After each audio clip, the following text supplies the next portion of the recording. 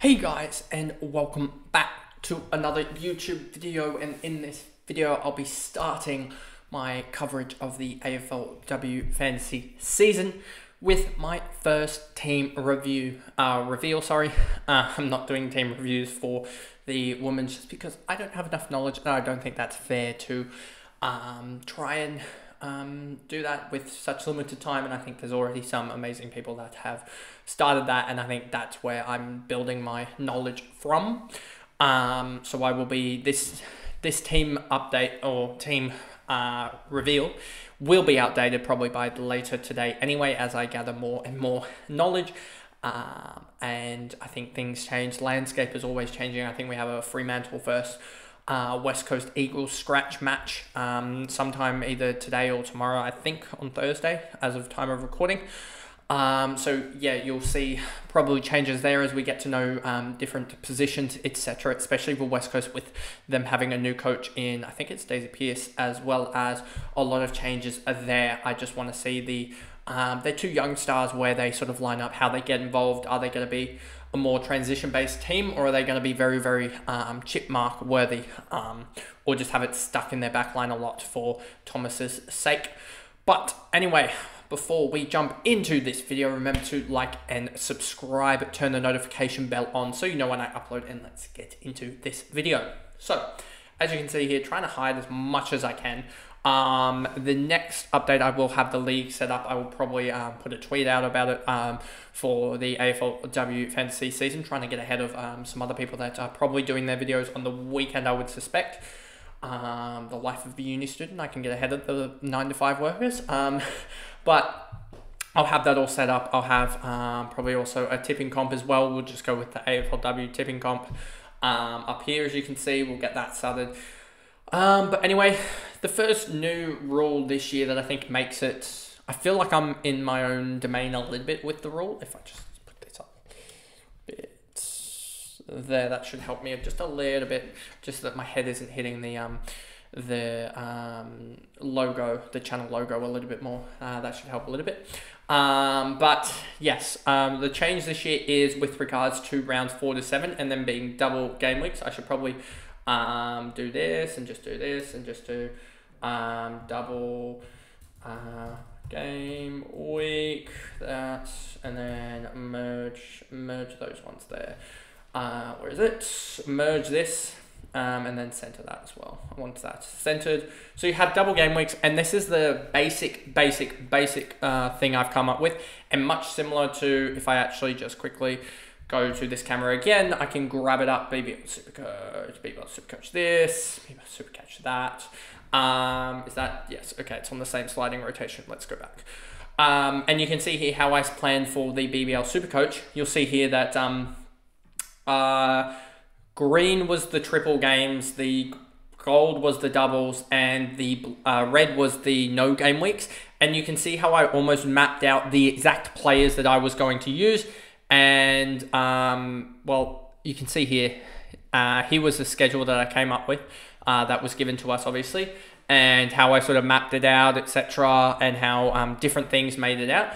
And I think we can take some learnings from that, and I will try and take learnings from that, as I did finish in a pretty decent position in 90th in the BBL Supercoach, and how to work around these double game weeks, how to line them up in advance, how to trade in advance for that, and how almost to set your team up pre-season. As I'm already thinking about, do I start a Brisbane Primo in the midfield, or do I start Jazzy Gardner? Because the basic premise is Jazzy Gardner, because I think Brisbane have slightly tough matchups. Is Jazzy Gardner going to come out in the first 3 weeks and cover that score from the double? So is she going to be on 4 games, the same amount of points as Brisbane are on 5 games? It's basically the whole premise of what I'm trying to figure out.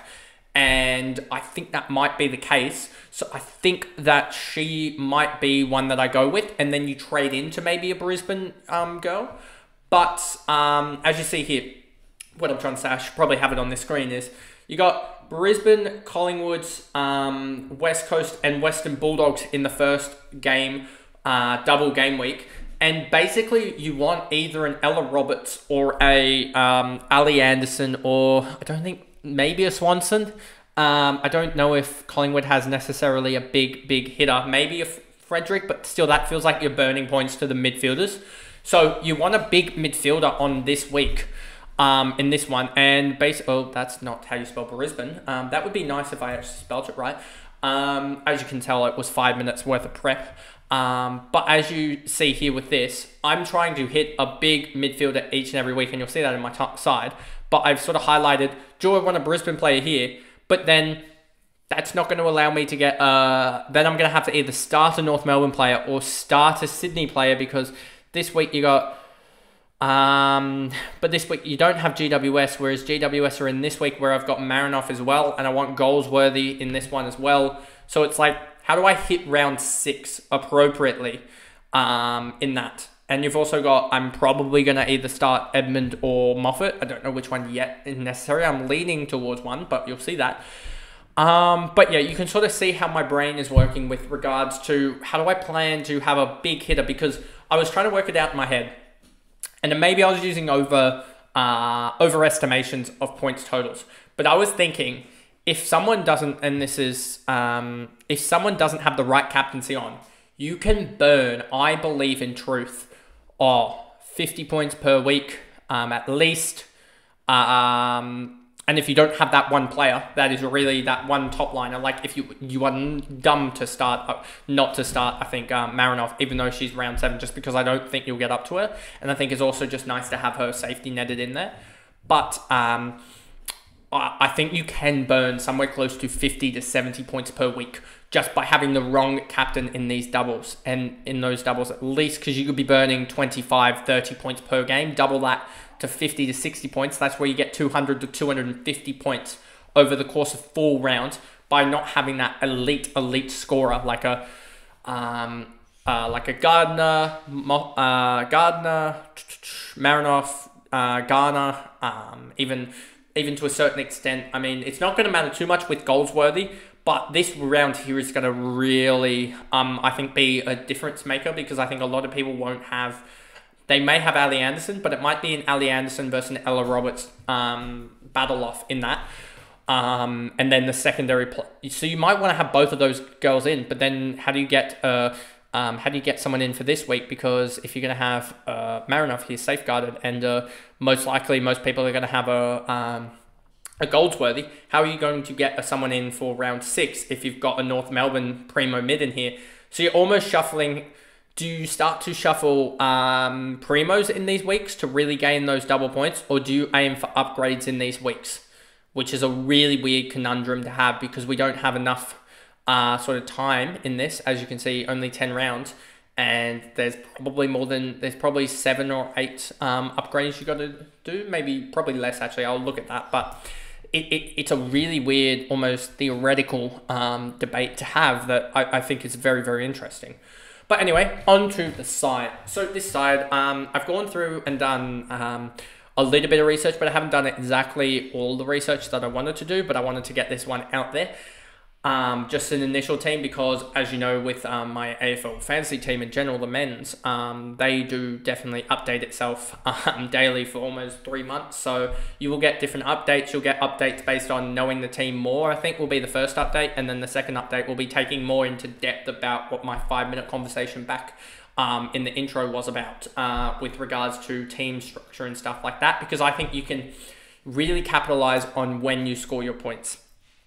And yeah, because obviously these guys are gonna, these ladies are gonna score their points. Say Marinoff, who scores 1,200 odd points, 1,250 points in a season, but she might have a clump where in that double round where she scores 250 of her points, and then I wouldn't do it with Marinoff, but a lot of these like 100 girls, if we go down here, a lot of these ones, I think you could potentially flip them to one another, and it's going to be almost more valuable than an upgrade.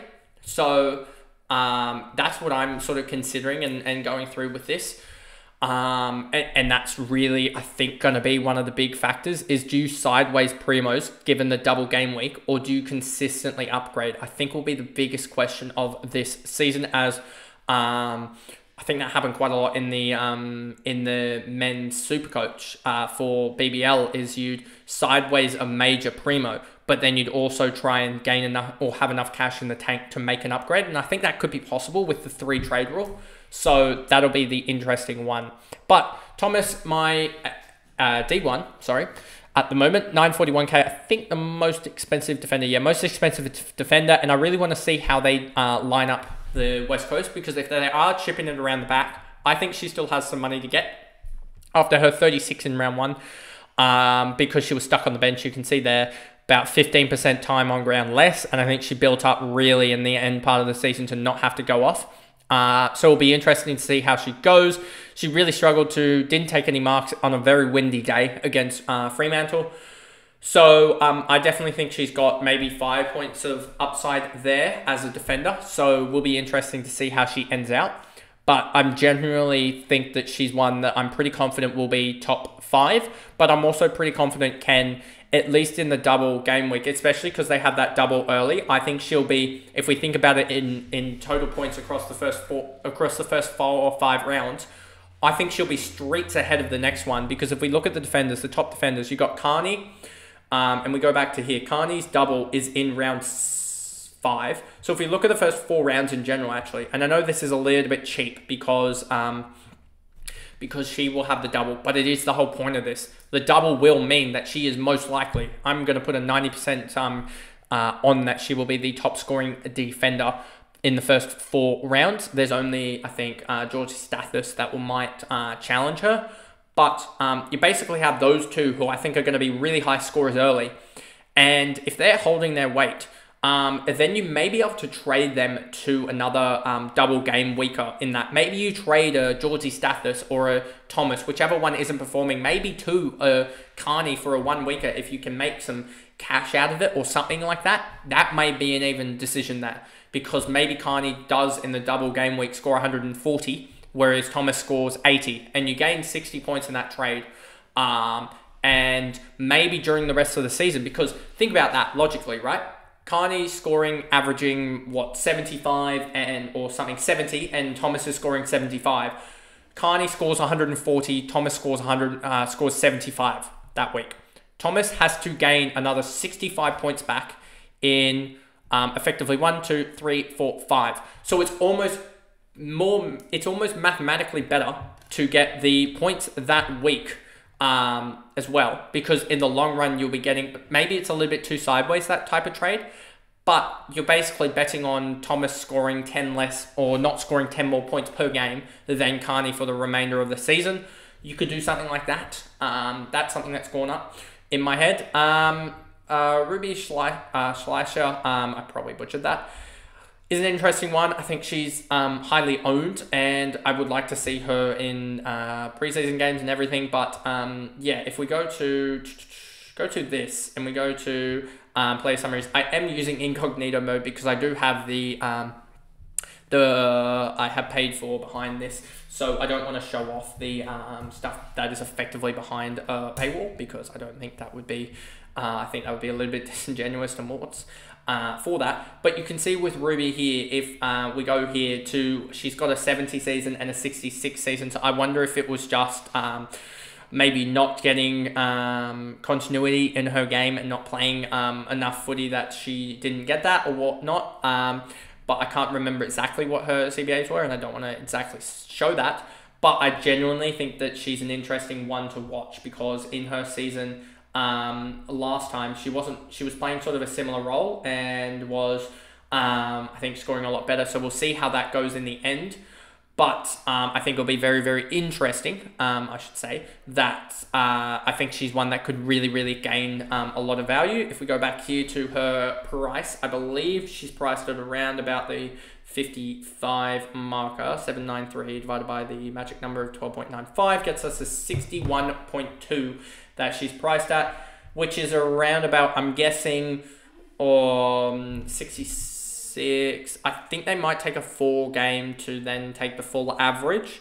Yeah, I think she's priced off of this season here, this 66.5, and I think they've taken a divide by 0.94, 65 times by 0.94, that times divide by 0.91 equals 67.2. So I'm trying to figure out what they've actually taken it off of. and how they work their discount. But yeah, she's definitely discounted a little bit off of her top tier seasons of 61, 65, 70, etc. So I think she can return to that, but you do have to be wary that she is actually overpriced from her 48 season. But there's historical value, I think, there, and I think she can become almost a top defender again. Arendt, I think this one is an interesting one. I think that she's moving, and also if we go to Arendt's here, I think you'll see exactly what I mean. She moved from Gold Coast to Western Bulldogs, and she has a best of a 67, and she's played, I think, more lockdown roles per se. So I think this one will be definitely an interesting one because she is priced at a 39.2, but it says here a 40.5. Oh, you know what that is? That's including, I'm guessing, the finals game. Yeah, she scored a 53. Okay.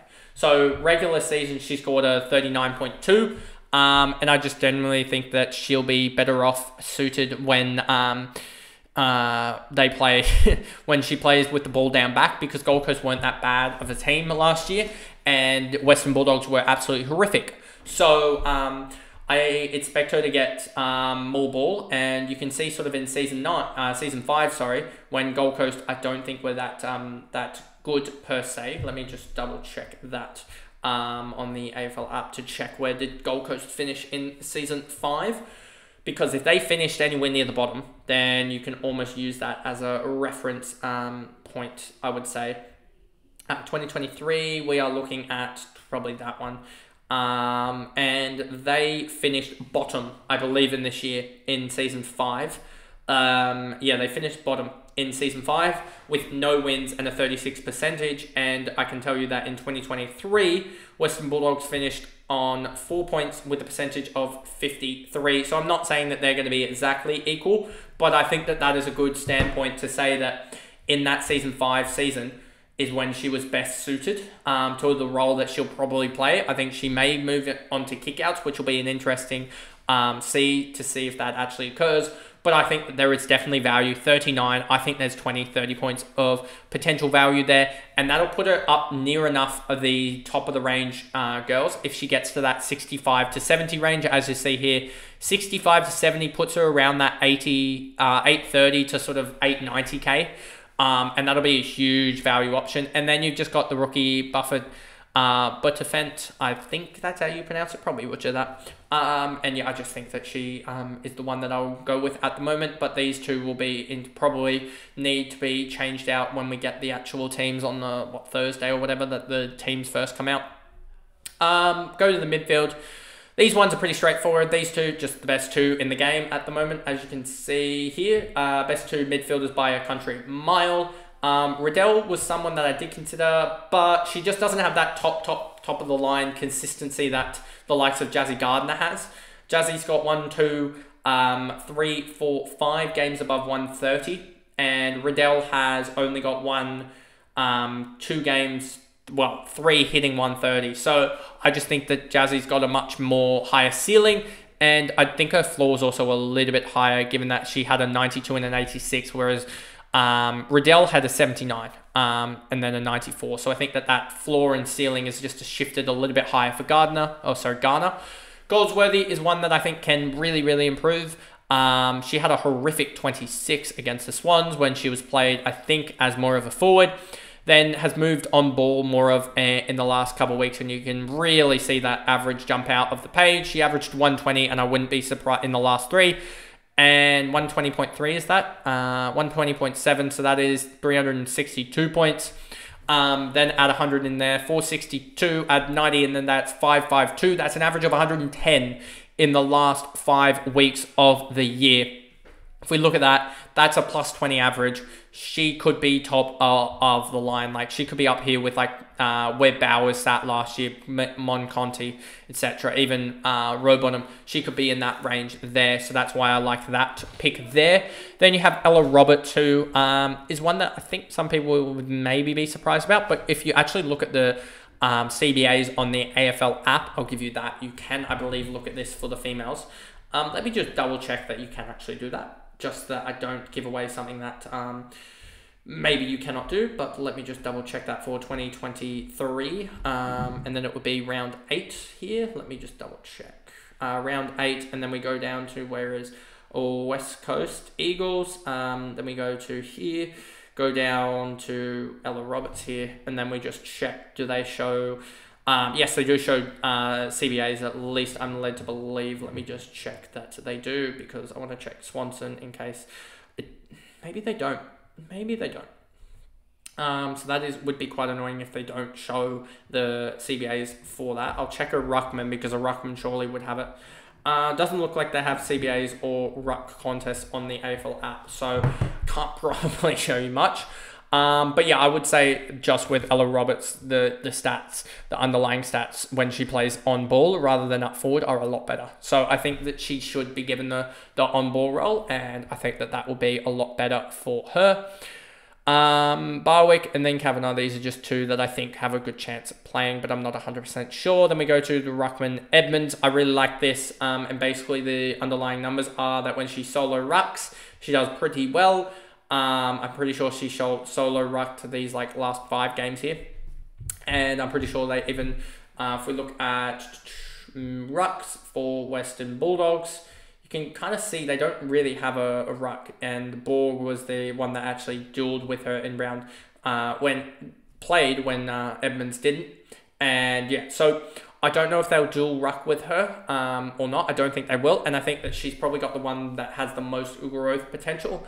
I do want to just check with Moffat here in terms of does she have an injury game, but you can see, yeah. So it'll be an interesting discussion between Moffat and Edmonds, to be honest with you. I may try and hit Edmonds because, like I was saying with this one, if we look here, Edmonds has that first game, double game week, so she will probably outscore Moffat in the first four rounds, because she'll have 5 games compared to Moffat's 4. And even though Moffat averaged 88 and Edmonds 80, I think that extra game will cause that average to for Edmonds to do better. And I think Edmonds as a solo ruck could do really well anyway. So I think that that's the reason why I'll go with that over Edmonds over Moffat. And then there is a chance that I will flip them. If we just go, can I just have that so that it actually flips on? All and then ruck maybe. Why aren't you flipping to actual rucks? I see. That's got that. There we go. I guess that searching the player name takes precedent over all of these filters. But yeah, you can really see here that I think the rucks, if you get in early on one of the rucks, such as Edmund or even Frederick, could be an interesting debate to have, given that she's averaged, I don't know what happened here in this game, whether she was soloing in that game or whatnot. So she's also one to necessarily have sort of a think about. But I think that those 3 are the ones that I'm looking at and wondering if they are the right ones. Because Port has the, I believe if we go to Port, they have the round 5 one. So I don't think Schultz, and if we go to Freo, Freo have round 6, so I don't think Strom will be that important. And then Pierce is one that's moved sides. I wouldn't be surprised if she moved sides for game time. So that's the reason why she's there at the moment, because she's min price and hopefully she gets a game. Too good. I think this one is necessary given that we've got Essendon. When do Essendon have it? In round 6. So at least remember that whole discussion earlier about having Garner and all that and not being able to get a really good captaincy option. Too Good's my backup. As simply put, she's an area in which you can get a really high scoring player for very well and not have to spend it all in the midfield. Like, as in you're getting 100 slot outside of the midfield, which is really crucial, I think, in the double game week rounds. So I think that'll be the reason why I end up with her. And I think outside of that, I'm gonna go very, very cheap in the forward line. Ewings, I think the role sort of was there and then it fell away. I think the stats will show that.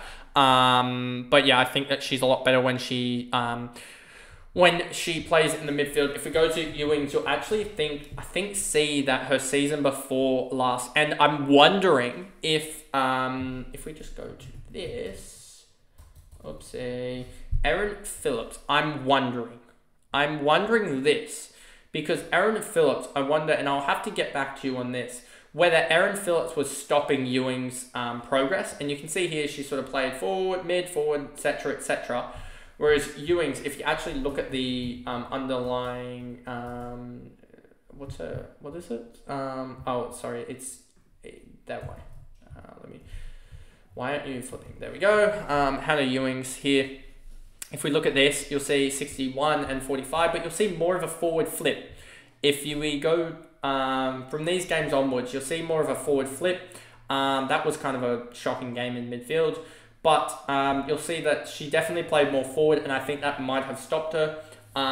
So it'll be definitely interesting to see.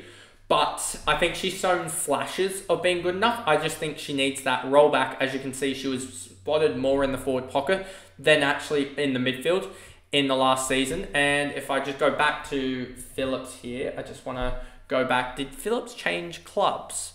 No, she didn't change clubs for the time that I was thinking about. So did Phillips have a change of role? Season 7, let's check. It seems more likely that those two almost flipped positions. So it'll be interesting to see how that works out if Ewings is placed in the midfield.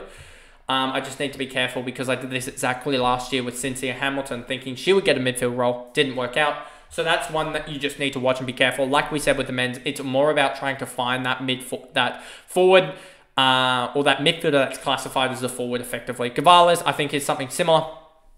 If we just go to Gavales here, this is going to be a really long upload, but anyway, we do what it do.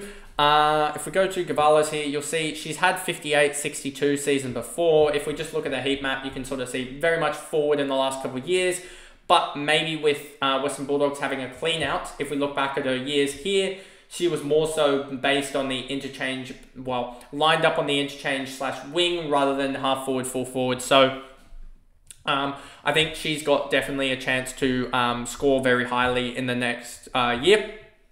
O'Sullivan, pretty much a simple thing as well. Listed as a forward, but I think with Stannett and Bowers being out for the year, that's another noteworthy thing to actually just point out here in terms of the percentage owned. Then we go to clubs. Let's just go to Fremantle to cover them both. Fremantle. You see Bowers, 11.28. You don't want her because she's injured. And then also, let's go to all. Maybe that will work. Where is the Stannett? Stannett's here, Scallion.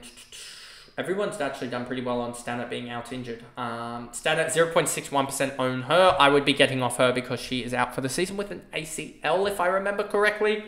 Whereas Bowers is... I believe pregnant, but I'm not 100% sure, but I know that she's out for the year. But yeah, Gavales, and then you've also got O'Sullivan, who I think will take up that midfield role, and then Weston, Christy Lee, Weston Turner. I hope I nailed that. 23% owned, rightfully so. She's a very tall player. I think she's 178, which is around 5'10", 5'11".